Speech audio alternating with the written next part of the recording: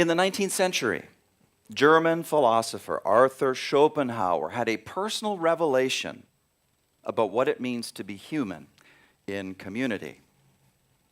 The image that came up for him, as you know, is that people are porcupines, covered by the quills of their prickly and disagreeable qualities. That is his phrase, prickly and disagreeable qualities.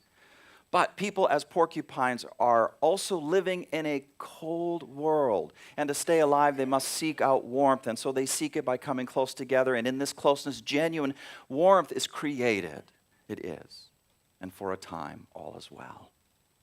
And then the inevitable happens. The prickly and disagreeable qualities, they come out. People as porcupines prick each other. And it hurts. And so people as porcupines, they back away. They want to get out of there. But then the people as porcupines start getting cold again. And what else is there to do but to come back together again, and back and forth and back and forth, and so on and so on and so forth.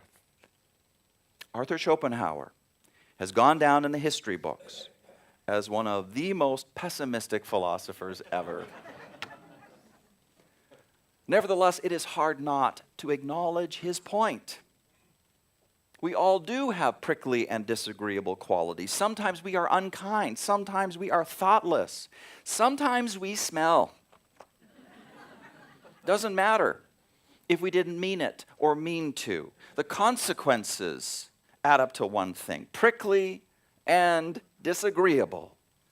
Sometimes someone can say the nicest thing, but we are so deep into negative sentiment override that we interpret their genuine kindness as a poke.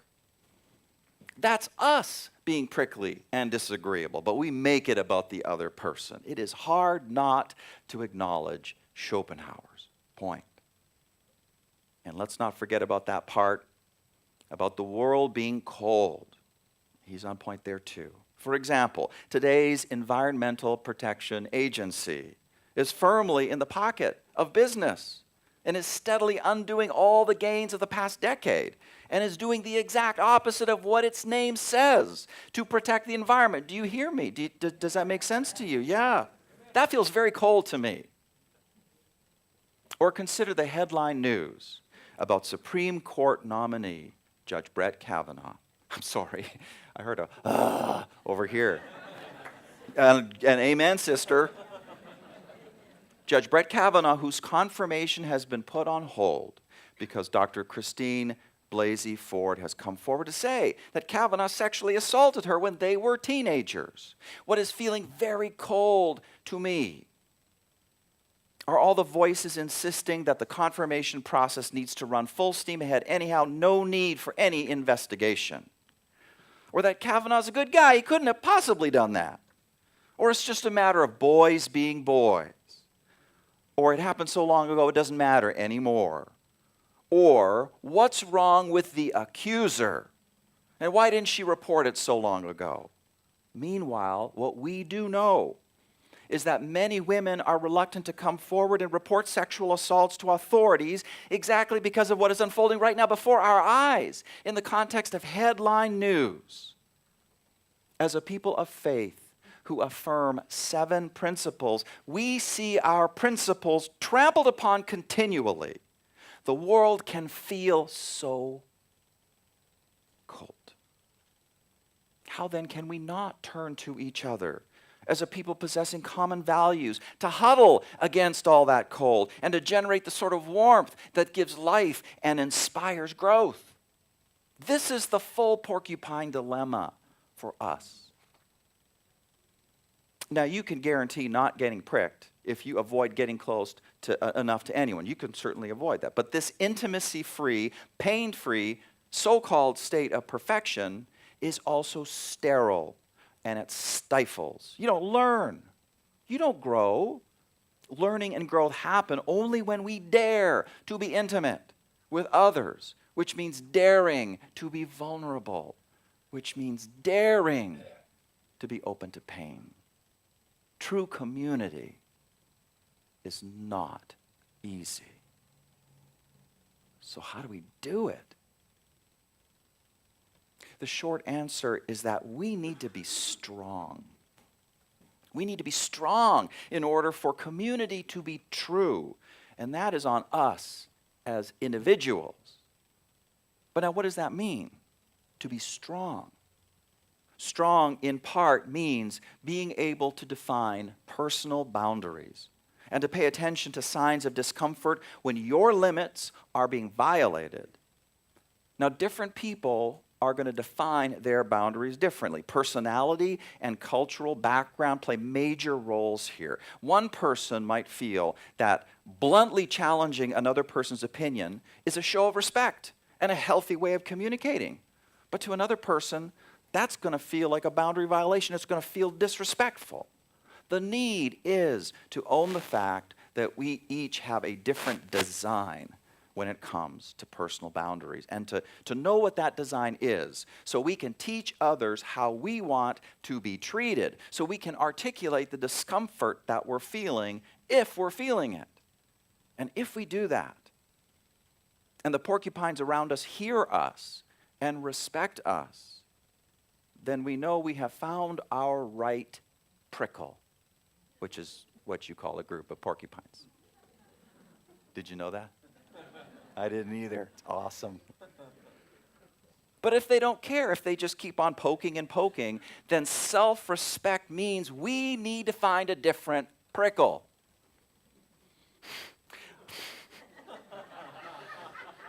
I feel like if I said that wrong, it'd come out really bad. So I really stop smiling, people. It's going good. So I really want to underscore this.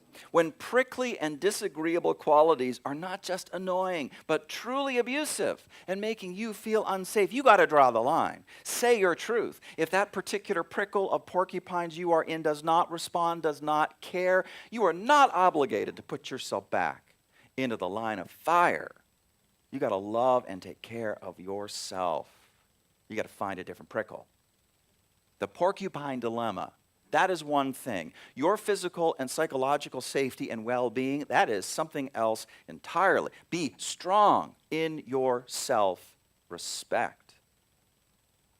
Now, strong also means this: feeling the pain of being pricked and telling yourself a different kind of story about what is happening. You see, when we're all huddling together, and porcupine number one pricks porcupine number two instantly generates a story in his head about what just happened and why porcupine number one did what they just did and what that all means. The effect of this story on porcupine number two is instantaneous and takes the form of feelings. Depending on the story, the feelings could be mere annoyance, maybe even generate laughter. Or the feelings could be shock, outrage, desire for revenge. These instantaneous stories we tell ourselves in the infinitesimal gap between something happening and how we feel about it, these stories are powerful. Now, I suggested all this in a sermon several months back while talking about male psychology and how the look of love is one of the most potent forces in that psychology. Men crave to be seen like this by their intimate partner. To be seen like this is to look into a mirror that reflects back an image of a man who is sexy, who is smart, who is competent, important, wanted. Men give so much power to that look, and when it goes away, when something is said or done that could be interpreted as criticism, it feels like a person has been stabbed through the heart. Thus the need to be strong and aware of the stories we are telling ourselves. If we find ourselves pricked, so often the instant, unconsciously generated story is, she said that thing that she did because she wants to make me feel bad. He did that thing that he did because he wants to hurt me. Tell a story like that, and of course you're going to feel like your heart has been pierced. But what if we were able to disrupt the instant, unconscious storytelling that we do? What if we were able to press pause and create a space for consciousness, What if we were able to tell a different story that is way more reasonable, as in, we are in this thing together. She or he is in a foul mood and has been under a lot of stress lately. It won't be like that forever. It's just temporary. She's going to bounce back. He's going to bounce back. We are partners. We are in this thing together. Humans as porcupines who are capable of this degree of consciousness and are capable of telling this second kind of story are capable of making the porcupine dilemma manageable. Of course, we all have our prickly, disagreeable qualities, but let's not forget that we are comrades in a world full of challenges, with complex lives of our own, worries and fears and flaws of our own, and sometimes because of that, we just poke others, but not because we are intentionally taking aim and wanting to see others bleed. We are comrades in a challenging world, holding to that story no matter what. Now that is strength. And finally, is the strength that Schopenhauer himself saw as a way of making the porcupine dilemma more livable. Elizabeth Gilbert, as you know in the video from earlier, alluded to it. The challenge of creating one's own heat. Having enough heat, self-created, so that you don't have to get so very close to the other porcupines. You never stop needing that collective warmth, the heat that the group of porcupines generates. That is for sure. But the need is not so desperate anymore. You don't have to go all codependent to get the love. Y'all know that phrase, codependent? Yeah. I want to call the self-creation of one's own heat self-compassion. Self-compassion. Self-compassion is learning how to soothe difficult feelings without relying on anything that is destructive. For example, alcohol, or shopaholism, or workaholism, or any other kinds of addictions that distract you, that take away the pain, yes, but in a hypothermia sort of way, or like a freezing yourself to death sort of way. Consider some forms of self-compassion which come from life coach Cheryl Richardson. You give yourself a nap, or you put yourself to bed early if you're feeling overtired. You take a time out when you are feeling frustrated or angry or impatient so you can settle down and think more clearly. You speak gently to yourself when you screw up. You reassure yourself that everything is going to be okay when you're scared or when you're feeling lonely. You remind yourself to be kind, not only to other people, but to yourself. Here are ways of creating your own heat. Ways like this. You know, somehow many of us got the idea that self-criticism is an effective motivator. The source was, you better believe it, bad mothering, bad fathering. Porcupines that poked us and poked us and poked us until we learned to feel uncomfortable and strange if someone was not constantly poking at us. So we came to believe that harshness towards ourselves gets the job done. So we learned to be avid pokers of ourselves. But do we really want this? Losing faith in yourself, yay! Maybe you accomplish great things, but you feel completely miserable. Hooray! People say nice things about you, but you can't take any of that inside yourself.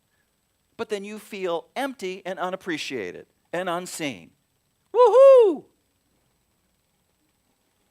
This is going to make a person feel so cold that they have no choice but to cling so tightly to the other porcupines that the experience can hardly be endured, and the result is terrible cynicism. The result is terrible bitterness, hatred. Self-compassion is the better way. On a regular basis, send yourself outside into the fresh air to walk and just to enjoy.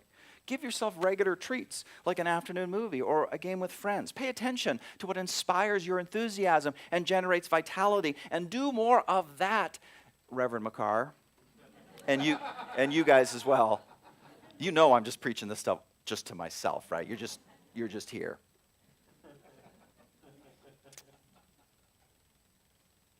Schopenhauer offered the world a revelation about what it means to be human in community. And years later, Robert Frost, the great poet Robert Frost, would write a poem that he actually entitled Revelation. And here's what that poem says.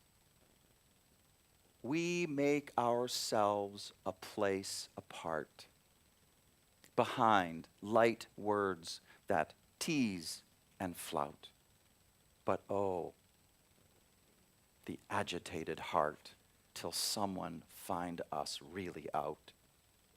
'Tis pity if the case require, or so we say, that in the end we speak the literal to inspire the understanding of a friend. But so with all babes that play at hide and seek to God afar, so all who hide too well away must speak and tell us where they are.